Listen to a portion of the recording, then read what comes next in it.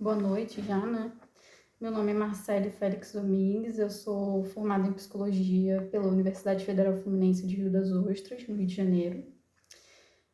Hoje eu vou apresentar meu trabalho, que é intitulado A Psicologia e a Despatologização das Dissidências de Gênero e Sexualidade por uma Psicologia Transgressora. Achei super legal o trabalho anterior do colega, porque tem bastante a ver com o que eu vou falar. O objetivo é discutir como a psicologia historicamente se envolveu na patologização das vivências LGBTQIA+, e como isso tem avançado, ainda que de forma gradual, em direção à despatologização dessa população. Então, historicamente, as pessoas LGBTQIA+, foram vistas como desviantes, doentes, anormais, e a medicina e os saberes da psicologia, da psiquiatria e da psicanálise classificaram essas existências como transtornos, registrando nos manuais diagnósticos, como o DSM, a CID. E embora a gente tenha avançado nesse sentido com a retirada da homossexualidade, mais recentemente da transexualidade, dessas classificações, desses manuais classificatórios, ainda persistem algumas categorias, como a disforia de gênero, a incongruência de gênero, e isso mostra que o processo de despatologização ainda está em curso e continua sendo um campo de disputa nesse sentido. Então, é importante falar sobre isso, porque a gente precisa olhar para a psicologia não como uma ciência neutra. Ela teve um papel ativo na construção dessa ideia de que as existências dissidentes precisariam ser tratadas, corrigidas, curadas. E se por um lado os movimentos sociais e conquistas políticas alavancaram mudanças, por outro, hoje ainda é possível ver práticas e discursos que reforçam o controle sobre essas existências. Então, entender esse histórico ajuda a gente a refletir sobre que tipo de psicologia a gente quer construir. Uma psicologia que produz saúde, autonomia, ou uma psicologia que normatiza, exclui, adequa.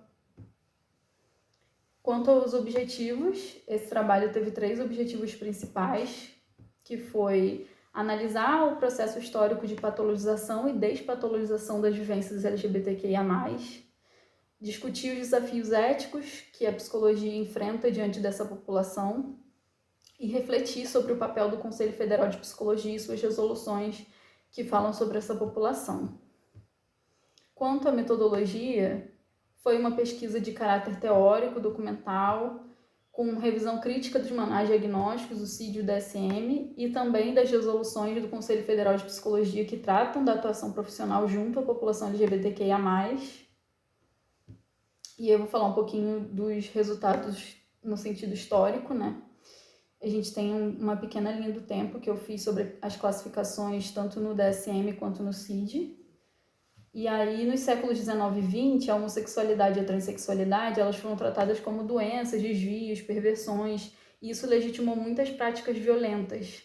Então, houveram terapias de aversão, internações compulsórias, castrações, lobotomias, e com muita luta por parte dos movimentos sociais, a homossexualidade foi retirada do DSM em 1987 e da CID em 1993, e isso foi um marco muito importante, mas não o suficiente para desmontar os estigmas e as práticas discriminatórias. Então, eu chamo a atenção para eu não ter falado especificamente sobre a retirada da transexualidade. Por quê? Porque essa nomenclatura foi reclassificada. Então, a gente não tem mais a transexualidade, mas a gente tem a disforia de gênero, a incongruência de gênero.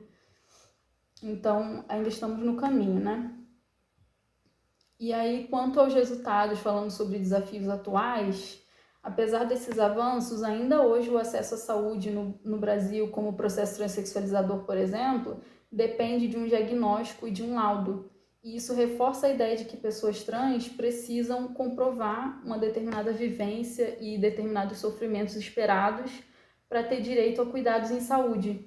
E a psicologia, nesse contexto, corre o risco de estar reproduzindo lógicas de controle para esses corpos dissidentes. Por outro lado, nós tivemos avanços importantes com as resoluções do Conselho Federal de Psicologia, e aí a gente tem algumas listadas. A primeira é a Resolução 01 de 1999, que proíbe a chamada cura gay e outros tipos de patologização da homossexualidade.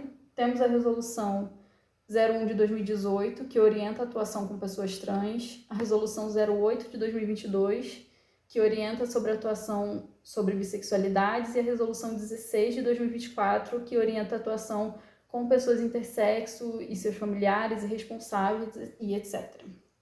Esses documentos são muito importantes e eles reforçam o compromisso ético da psicologia com os direitos humanos e com a despatologização. Além das resoluções do CFP, a gente teve outro avanço recente, que foi a criação do Paz Pop Trans, que é um programa que busca ampliar o acesso da população trans à saúde integral no SUS como uma alternativa ao processo transexualizador, com o objetivo de um cuidado para além dos hormônios e das cirurgias e de um cuidado mais ao longo da vida, mas mantém esse funcionamento pelo laudo. E esse programa, que é o Programa de Atenção Especializada à Saúde da População Trans, ele foi apresentado em dezembro de 2024, mas até agora ele não saiu do papel. E essa política representa um passo importante, mas traz esse desafio de que a implementação seja de fato realizada, já que a nova gestão do Ministério da Saúde não publicou a portaria que colocaria esse programa em funcionamento e tem pressões conservadoras também atrasando essa implementação, então isso ainda não aconteceu e não tem previsão de acontecer.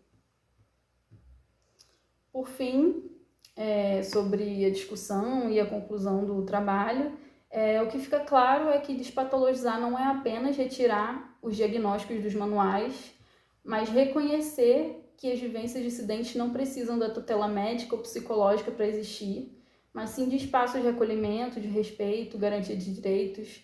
E a psicologia precisa se colocar como analisanda de sua própria história, reconhecendo que produziu violências, mas também assumindo a responsabilidade de produzir práticas éticas e situadas, e isso inclui escutar, valorizar o protagonismo da comunidade LGBTQIA+, e a gente pode concluir que a patologização foi, ao longo da história, uma ferramenta de controle social dessas populações. Isso é importante de ser reconhecido.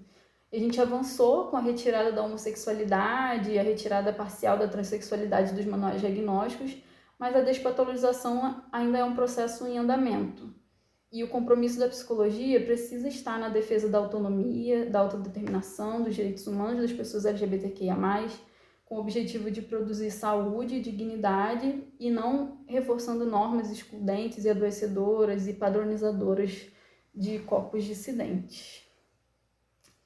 Com isso, eu encerro a minha fala, agradeço a todo mundo que está assistindo, acompanhando, e qualquer dúvida, qualquer posicionamento que vocês tenham, estou disponível aqui. Obrigada.